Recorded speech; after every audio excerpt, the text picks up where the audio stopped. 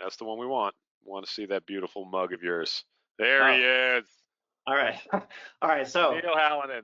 Neil, can you everybody, hear me? guys, this is yeah, Neil, we can hear you loud and clear, man. You're crystal Okay. clear.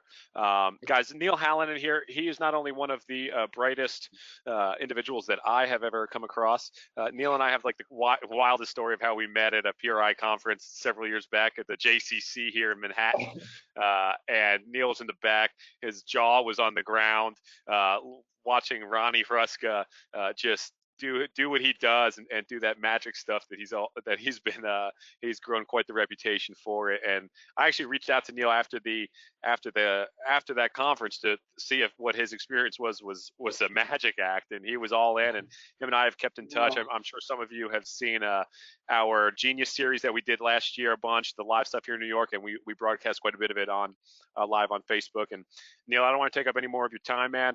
Your story is incredibly important. It's incredibly cool. It's so interesting to hear about, and your journey through this entire science. And I mean, just you as a person, you're just an awesome guy. So, thank you. Neil, thank you so much for being here. I'm gonna get my ugly mug out of the screen here, and we're gonna leave it to you and your magic. All right, brother.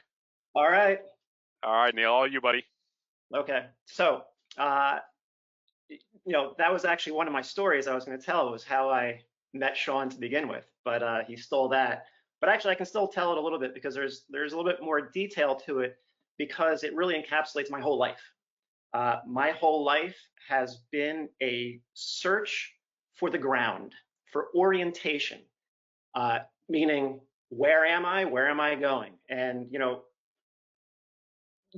what I eventually discovered was that I couldn't sense the ground. I couldn't sense my environment properly because I had a developmental visual issue that no one ever knew about. Apparently, I wasn't using my left eye. I didn't know, because when you go to the school nurse, cover the right eye, my left eye was fine. I could read the eye chart, cover the left eye, obviously the right eye would work. The problem was, when I had two eyes open at the same time, my brain would ignore my left eye, at least partially. Now, it doesn't mean you're blind, obviously. It just means that it ignores the image from your left, from one eye. And that is one of those unknown, just unknown factors that can drive patterns, which you've heard about in the numerous discussions today, are is the role of patterns, whether it's a thought process that you're constantly stuck in, maybe a sleeping pattern that you're stuck in, or a lack of sleeping pattern that you're stuck in. I'm not a great sleeper. That's one thing that hasn't really ever gotten better for me. But the previous presentation, Connor's presentation, was a perfect segue into what I really wanted to talk about, because he did touch on this idea of this right-sided pattern, that humans are dominant on the right side, regardless of whether you're left-handed or right-handed. And again, it comes back to that, not only neurological function, that's obviously, well, the brain controls everything, but the size of the right diaphragm compared to the left diaphragm is quite stunning. And I'm going to get to that. But there were a couple of things that Connor said that I loved. And I was actually writing them down. I was writing down some notes because it was so perfect, because it also relates to some of the things that I'm going to talk about.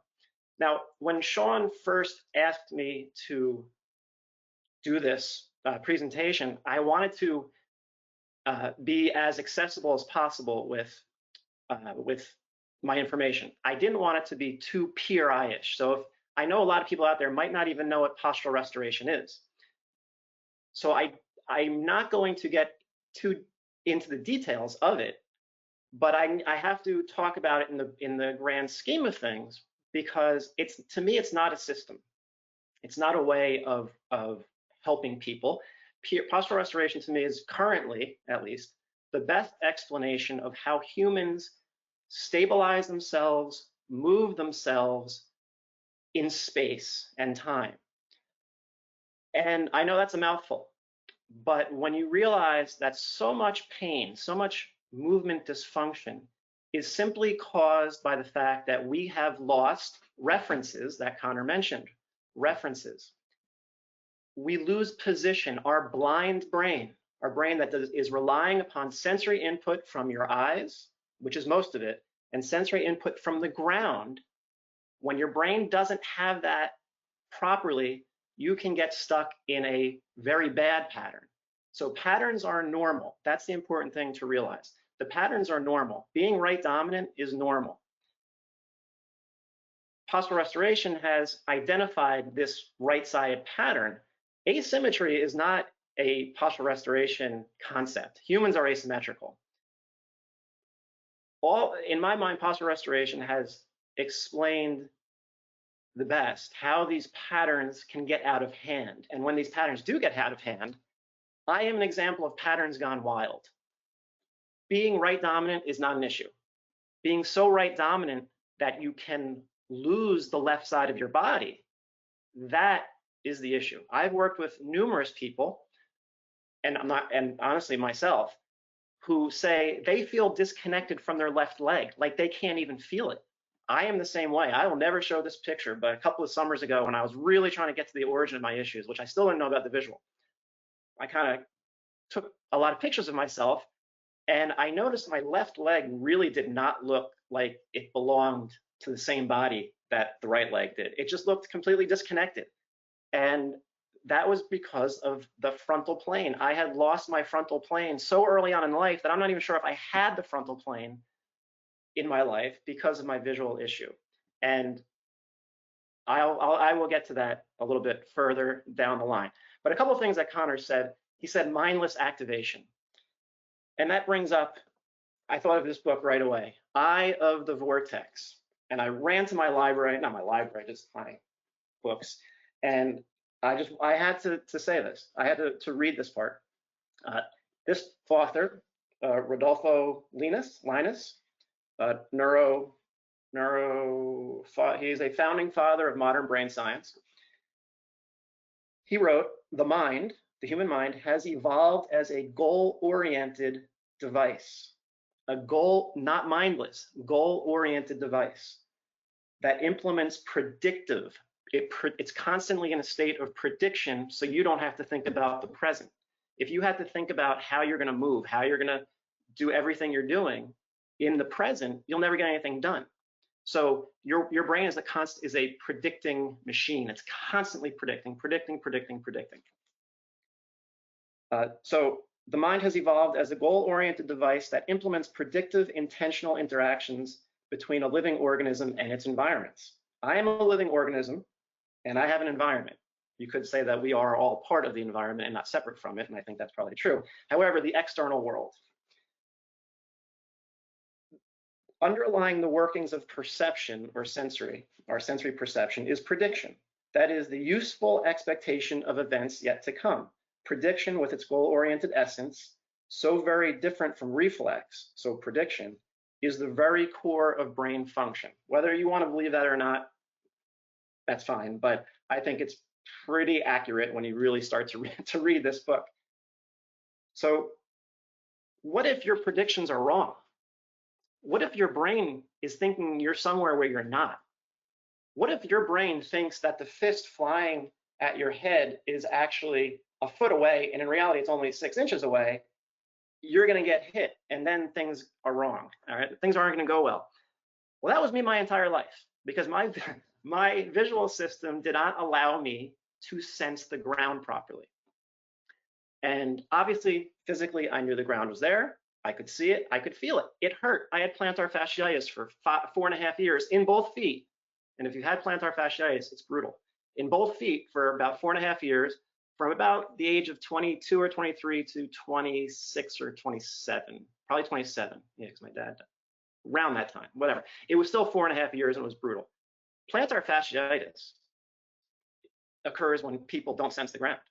And I'm going to get to that. And again, sensing the ground is one of those things I know no one's going to understand if you haven't really thought about it, but I'm going to show you a visual demonstration of how you can get someone to go from a fight or flight state to a nice relaxed state just by having them sense the ground differently. We're going to get to that. When you lose your references, the normal pattern, the same right arch, right big toe, left heel, when you lose those references, those neurological references that tell your brain where you are in gait, what is going to happen? Your brain has to protect. It will freak out, and it will protect, and it will keep you tight. And one of the main places it's going to try to protect is the neck. And you're probably saying, I thought this had to do with abs and shoulders. It does.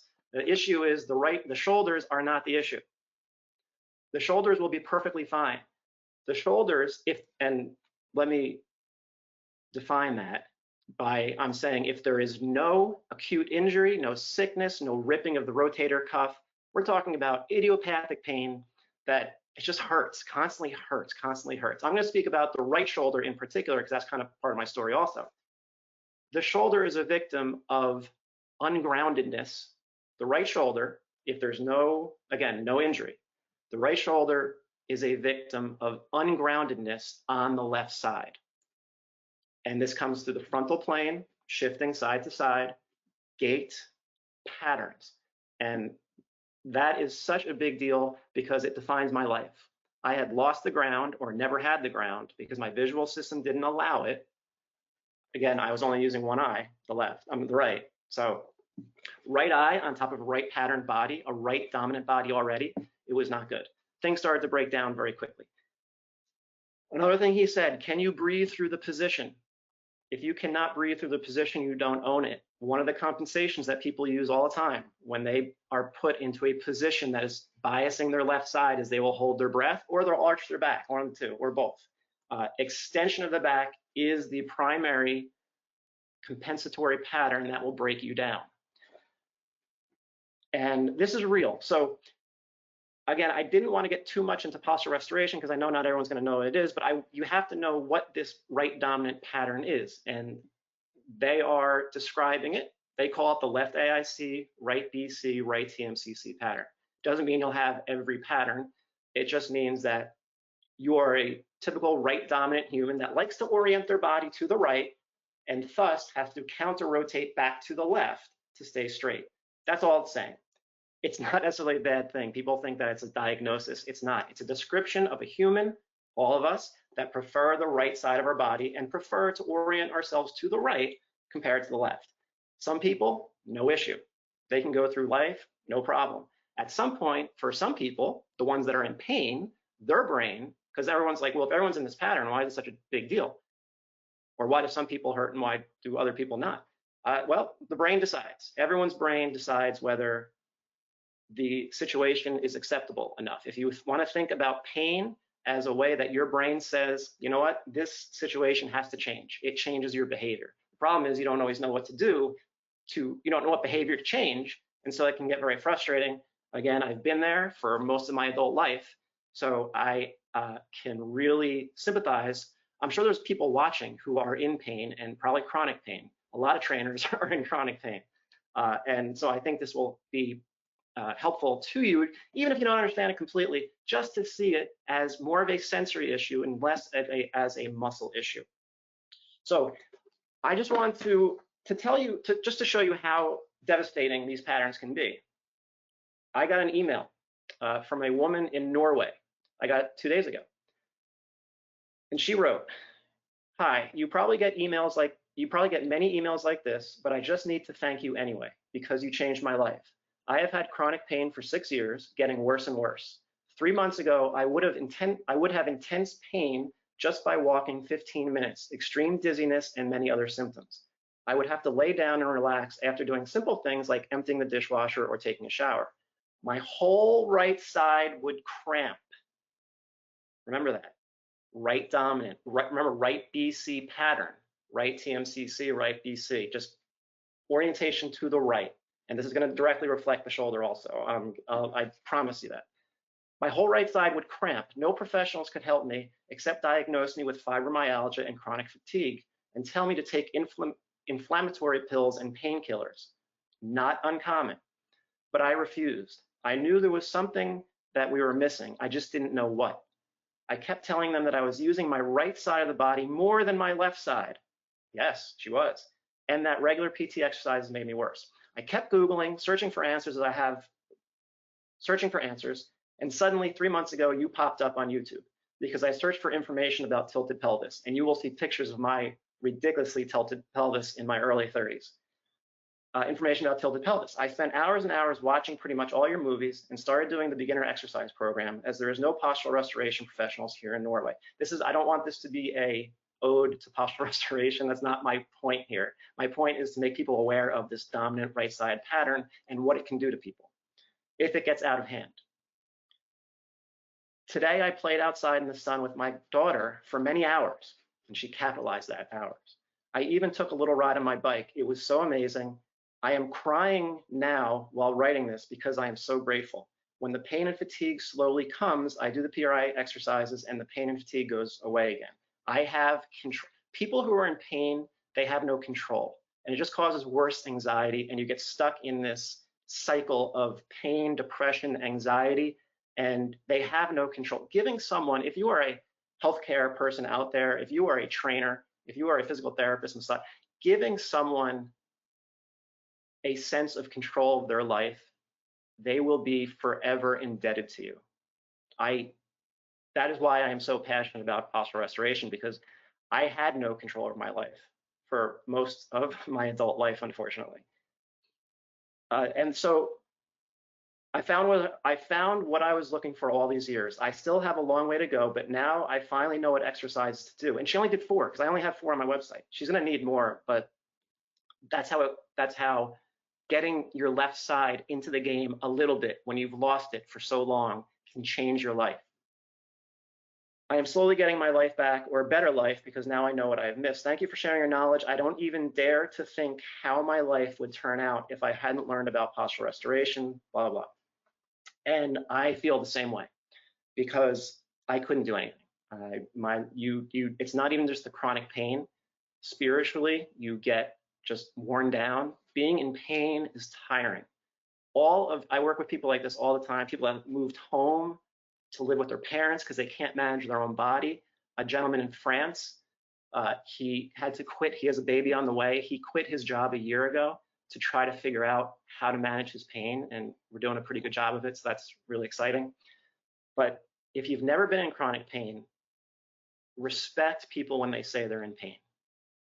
They don't know why they're in pain. And don't say, gee, you're in good shape. I was always in good shape. To hear that, well, you're in good shape, you shouldn't be in pain, not helpful whatsoever. So I just wanted to start with that, because it's just a good segue into the idea of what can happen when a pattern gets out of hand. Okay. My goal for anyone watching this is that you just start to think differently, that you stop thinking about individual muscles and you start to think about the bigger picture. When people ask me for recommendations on how to learn this, by the way, Sean said he was a print media major in college, something along those lines. I was a history major. I thought I was going to be a high school history teacher and football and basketball coach. And then my senior year, I realized I didn't want to teach kids. And so I didn't know what I was going to do. I started doing IT work after college, because it was year 2000, and the economy was booming. And if you wanted a job, you could get it. About a year and a half later, things started to go downhill. So I was lucky that I got the job that I did. The problem was I hated IT work, and I was sitting all day, and it just made my already deteriorating body accelerate in its deterioration a lot faster. Anytime I would ask for help from anybody, it was always the same thing: stretch, strengthen, massage, electrical stim, whatever it was going to be, and it was ineffectual. And I realized it was ineffectual because there was just something missing. And at that point, I found what was then a revolutionary book by Mark Verstegen, Athlete's Performance. It was called Core Performance, and he had something in the beginning called he called it movement prep. It's since become known as dynamic warm-ups, and again, that was revolutionary. I bought the book on a whim. I was probably at the lowest part of my life at that point. When the woman from Norway said, "I don't dare to think how my life would have turned out," that's the point I was at. The idea of living a long life was terrifying, because I saw no future for myself, because I couldn't manage my own body. And from the moment you get out of bed in the morning and you put your heel on the ground and that foot starts to hurt, and then you put the other foot on the ground and that foot starts to hurt, and it stays that way until the evening time and you get back in bed, and you know that's not the end of the pain because it still hurts until you finally fall asleep. Well, that's a body that's going to be stuck in fight or flight. And a lot of people have talked about that, and for very good reason, because it's real. And if you get stuck in that fight or flight, you will see it's going to work its way up through your spine, your rib cage, and up into your neck, and maybe your cranium. And I'll show you pictures of me and hopefully and the resolution. Hopefully you'll be able to see the asymmetries in my cranium. Some are pretty obvious. I know if you haven't really been trained to see them, you might not see them so obviously, but I will tell you why it's a big deal. So again, like I said, my body started to break down at a pretty young age. My right shoulder, I used to pitch. I was a pretty good pitcher. I could throw footballs, baseball. I had a good arm. And by the 8th grade, I would throw an inning and my arm would just be, I couldn't even take a drink from the water fountain because my arm would shake so badly and I was just in so much intense pain. I had to give up pitching. I had to play the outfield, realized how boring I thought baseball was when you couldn't pitch. And so I quit my freshman year in high school. I stopped playing baseball. Then I started to pull muscles, adductor, hamstring. That wasn't good. Then I went to college, University of Maryland, Terrapins. Sophomore year in college, I was playing basketball in the backyard of the house that I was living in. I landed awkwardly, and that was my first SI joint blowout, left side. And if you've ever had an SI joint blowout, you know it is life-altering. It's terrifying because you know it doesn't feel like it's your back and doesn't feel like it's your butt. It's kind of like in between, and you don't know what it is and you don't know how to really explain it, but it's insanely painful. Well, that's just started 14 years of that, 3 or 4 times a month. No, that would be deathly. 3 or 4 times a year, along with neck spasms, along with plantar fasciitis. That was my life from the age of 23 until I found postural restoration. The plantar fasciitis actually got better with core performance. Oh, I forgot about core performance. So those movement prep techniques, exercises, I couldn't even do them. The moment I tried to do the first one, my body just started to sweat and shake uncontrollably, and I knew I was tight. And doctors had told me I was tight, but they didn't know what to do about it. And I had limited range of motion in my pelvis and my hips, but they didn't know what to do about it. And that was eye-opening. I couldn't even do the warm-ups. That's how bad I was that's how locked up I was. And just by doing those, my feet started to recover. Most likely, even though I didn't get out of my pattern, it probably allowed me to shift a little bit from side to side where I had no movement before that. And I think that's really what got my body to start feeling a little bit better. The problem was my SI joint issues didn't go away through my late 20s and then into my early 30s. And then I found postural restoration. And that's where I met Sean in the PRI head and neck seminar. And this is why the neck is so important.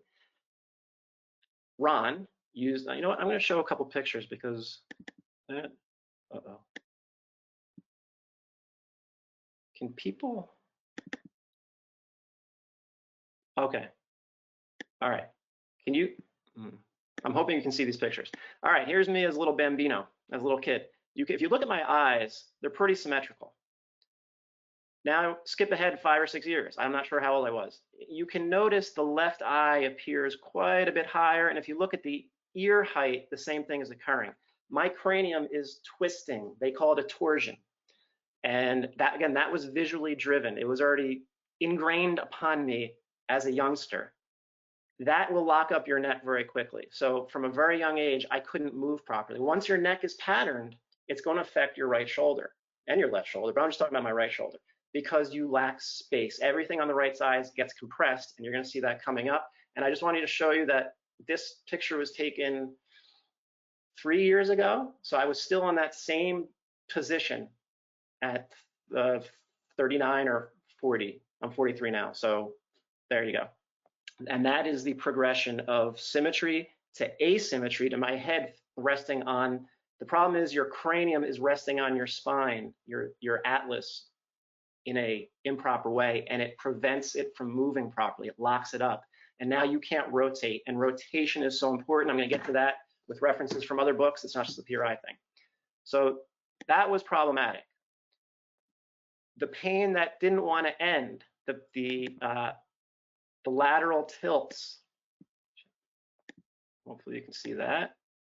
All right, this was when my body was playing ping pong with my pelvis. The picture on the left, you can see the left side is a little bit higher. It's hard to, if you're not trained to see this, it might be a little hard to see. That left side is higher. About a week later, the right side's higher. So the issue was I was trying to stretch and nothing was working. I stretched one time and my QL spasmed so bad that I just ended up tilted on the other position, in the other direction. So remember, the underlying issue is always a pelvis that's forward on the left, back on the right, or forward on both sides, but the left side is forward more. Left AIC pattern or PEC pattern. Okay, that's Connor was referring to that. When you cannot rotate your pelvis appropriately, you have no frontal plane and you have to cheat. I'm all twisted. My body's completely, I look horrendous.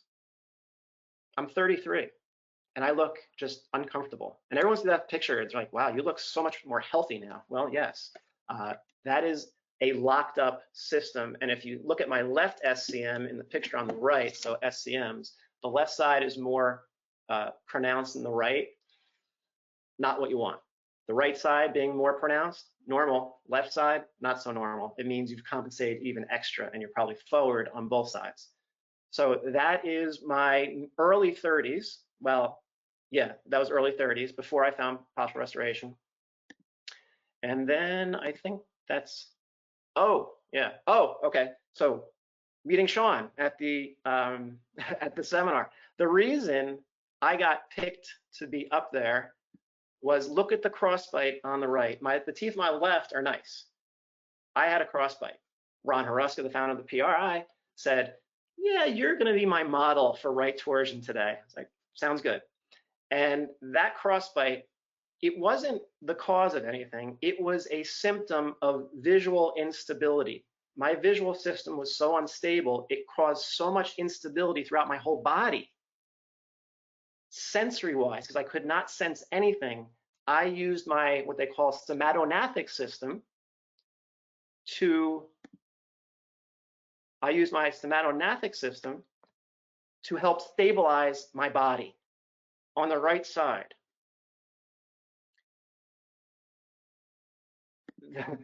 That was, so when Ron gave me a mouth guard, put between my teeth, took away the crossbite, he told me to get up and walk around the room, and I almost fell down.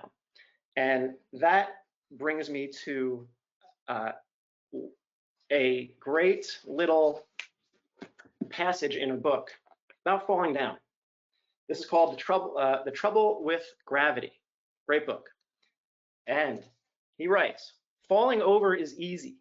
All you need to do is nothing. Staying upright is hard. It requires your body to do the opposite of what gravity would have it do if you let nature to its own devices.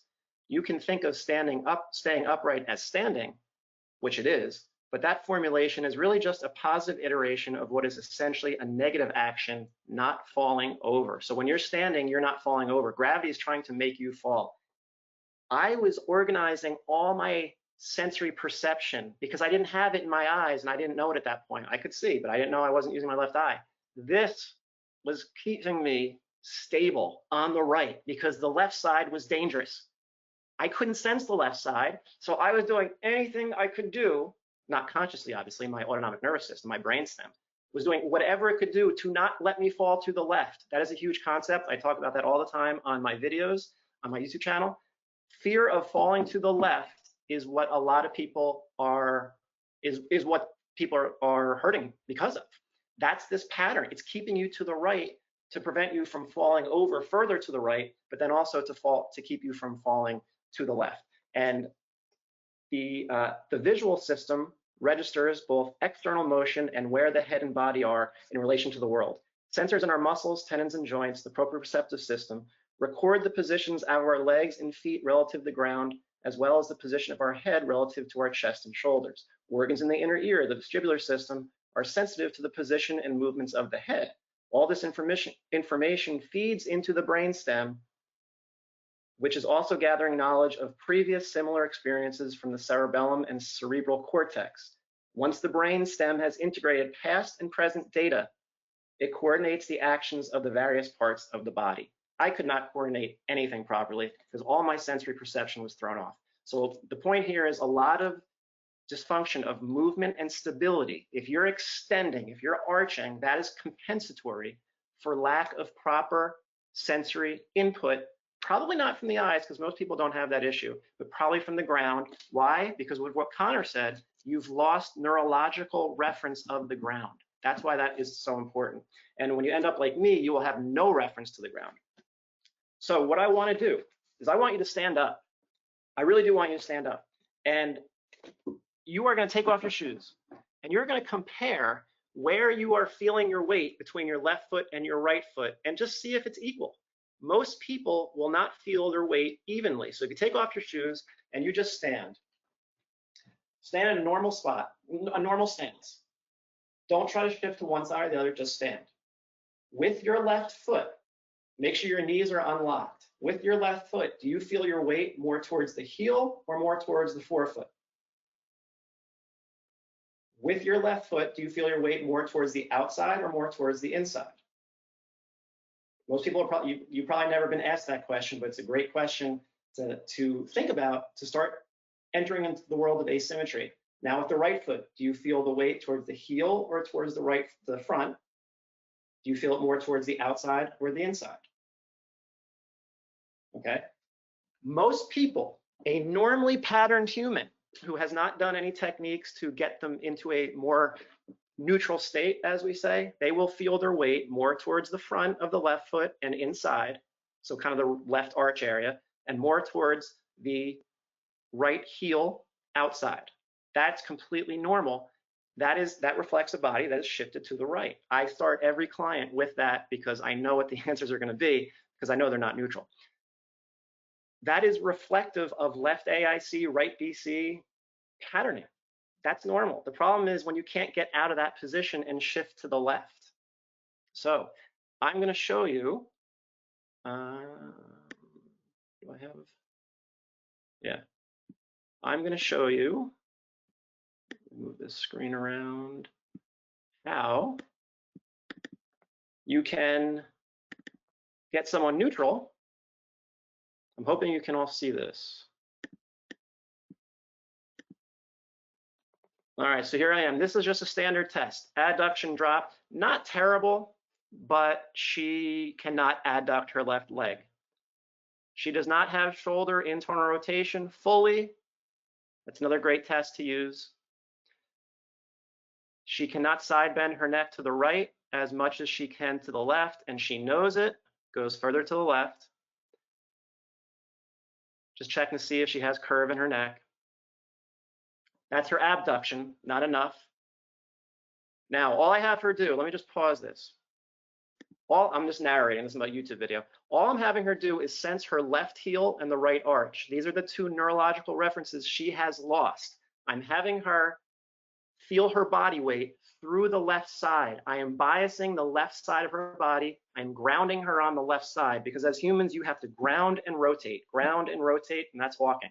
I have her grounding on the left, rotating her sternum to the right, and sensing it the whole time.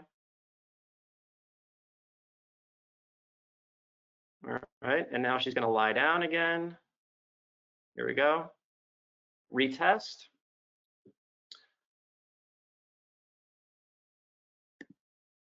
And she can adduct. Good. Her neck will side bend much better. You can't really see it, but her neck will go a lot further to the right. She knew it. The tension was completely gone. She had absolutely no tension in her right shoulder. Boom, good. And then you'll see her right leg abduction. Look how much higher this goes.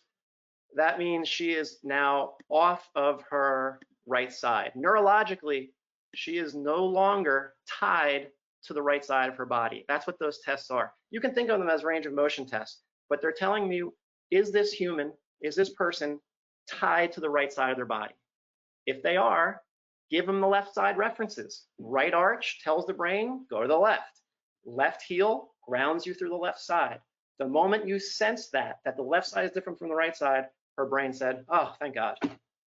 Relaxed, everything changed. Her neck changed. That right shoulder got freed up. If she had gone to physical therapy or anything else, and they were checking ranges of motion, they might find that shoulder is limited. But what if they start trying to stretch it? What would you do? Like, there's nothing to stretch. That was all brain. Every single part of it was brain. Her brain only sensed the right side. I got her to sense the left side. She went neutral. She had nothing to stretch. So a lot of issues when people are tight or their range of motion is a little bit limited or a lot limited, it's simply the brain saying yes or no, or yeah, that's one way of putting it. But the point is, not all of these things are stretchable. That was a brain, that was a person who could not recognize the ground on the left. Now, her issue is her neck. It's not her right shoulder, but she had a lot of, I remember when I was testing her, her right shoulder hurt when I internally rotated it the first time, and the second time there was no tension. And so shoulder pain, if in the absence of acute injury, that right shoulder is a victim of being on the right side of your body for too long. If you can never get to the left, the right side can never open up and relax. So there's constant tension. So now I'm going to show you a picture of what that looks like on me, obviously, a couple of years ago. I'm going to show you this right side compression. All right, there we go. All right, this is a younger me. Look at my right clavicle, that right shoulder area. Look how prominent that right clavicle is. And then look on the left side of the picture. That's the area that you can't get air in. When you're in this right-sided pattern, and you're compressed through the right side, you cannot get air into this right upper chest wall. And the neck is compressed, the right side's compressed, the right chest wall is compressed, the right rib cage is compressed, everything is compressed because you're on your right leg. If you're on your right leg, that's great because that's normal. But if you move to the left and you're still like this, that's the pattern, that's the problem. You got to get like this to let that right side open up. And that's all I did with my friend. She was living like this. I made her be like this. And then the moment she takes an inhalation through her nose with sense of the ground underneath her left foot, whole right side opens up. No issue with internal rotation. Her neck is relaxed. So right shoulder pain, and you're probably saying, where are the eccentric abdominals? Well, when you get to the left, you have to side bend to the left. You do it through exhalation. Those internal obliques will help bring that rib cage down. It will get the transverse abdominis on the left side. We call it the left ZOA. It just means that connection because of the smaller left diaphragm. That left side is inherently weaker. You got to get that to come together. So if you look at this model here, pelvis, rib cage, left side, you're living like this. Most people are living like this. Through exhalation, if I put you on your left leg, this has to happen. That's the frontal plane. When you don't have that frontal plane, you can't rotate appropriately through your mid-spine, and it could work itself up to the neck. And when you see a distorted cranium, that is quite often because of a neck that couldn't rotate properly, so you tried to twist through the cranium instead. Not fun, because that will mess up your vagus nerve, that will mess up your hormonal function, it will give you more allergies, it will mess up your skin. It is putting you into a perpetual state of fight or flight. That was me my whole life. I'm a lot better now, and I just want to make that point. But if you look at that right side, look at that right shoulder. With everything that I've said, is it any wonder that my right shoulder started to hurt at a very young age? In that picture, my left eye, look at the asymmetry in my eye. It's like the left side of my head and my right side didn't even match. Look at the ears. They're just two different halves of my head. They didn't really fit together very well. And it was a right side that was holding on so hard because I didn't sense the left. It doesn't, a lot of T4, if you know what that is, pure T4, is a body that is not going to let you go to the left. So it's just another way to create compression to not fall to the left and not fall further over to the right side. So that would be the right shoulder area. Now, the grounding muscles. In order to get your ground back and decompress the right shoulder, decompress the right rib cage, you have to inhibit that whole area. In order to do that, you got to get to the left. You have to stabilize on the left. You have to sense that left heel. You need to get grounding muscles. The grounding muscles are going to be your left hamstring and your left internal obliques. And on that next inhalation, if you have left ab integration with a pelvis and a rib cage that are positioned properly, right side opens up and that right shoulder is going to feel very, very free. And then when you want to work on that right shoulder and strengthen it, all those muscles that I used to read T Nation, Testosterone Nation all the time in the early mid 2000s when I got into training. And I was fascinated by the anatomy and the functional anatomy. And the advice back then was always, they had the muscles correct: low traps, upper traps, and serratus, shoulder pain, right?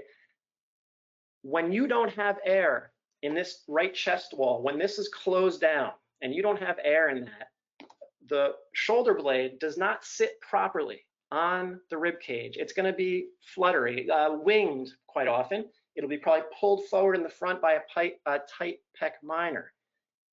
That will hold you, all that will hold you further on the right side. You have to turn that off, get to the left. If you just work on the shoulder without reestablishing grounding on the left, sense of the ground on left through the left heel and the arch of the right foot, nothing's going to change. You have two sides, a left and a right. You have to work them concurrently. Left side of the body does one thing. Connor said this. Your left side does one thing, your right side does another. If your brain can perceive that, things will go pretty well. When you become PEC, when you become extended all the way through, when you become a cranial patient or a person, whatever you want to call it, like me, completely ungrounded, your brain doesn't sense anything. You don't have a left or a right. All right. Some people function pretty well just on the right leg, even though they're in the pattern, they're okay. But when you don't have either side, that's where things get really hairy. So then you can press, then you can do all these things to get rid of, to help strengthen the shoulder. Why? Because now once you got air into this rib cage and that shoulder blade now sits properly, now all the muscles can work the way you want them to work. And it's important to remember that no one was considering this when they were doing studies. They didn't realize when they were doing studies on scapulohumeral rhythm and dysfunction involved in rotator cuff pain or shoulder pain, they knew the proper muscles theoretically. The problem is they weren't looking at people as patterned. They were assuming symmetry that was never there. They were assuming that this person is perfectly straight, not favoring one side of the body or another. So you always have to read research with a grain of salt because they didn't know they were looking at patterned people. Muscles change their function when the bones they attach to are not positioned properly.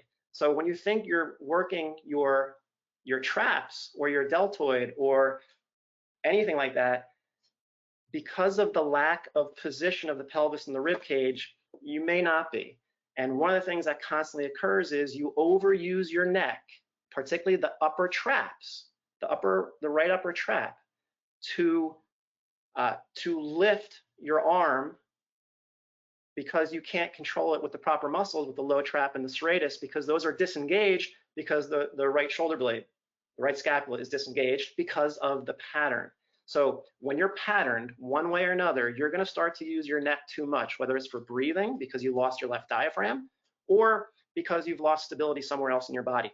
These torsions, this crossbite, this superior T4, that was my brain trying to create compression because I had lost it in other places, through the left hip, definitely left hip, probably in the neck somewhere also. When you lose compression, when you lose a sense of stability through these areas, your body will create it somewhere else. And so many people are creating it through the right anterior neck muscles, the right SCM, the right upper trap, the right pec minor, the right intercostals, the left pec. I'm not gonna get into that part. All this is where tension is being created to make up for the fact that you can't use the left side of your body properly. So it's creating stability when you don't have any on the other side. So you always got to think, if the right side is painful, you're going to need a left adductor pretty bad. You need to shift to the left in the frontal plane. Let me just show one more picture. Well, I like this picture because this shows when I finally realized I had a visual issue, I started testing myself. When I had two eyes open, this was last summer, when I had two eyes open, you can see I almost had like a scoliotic back. It's clearly not normal, not straight.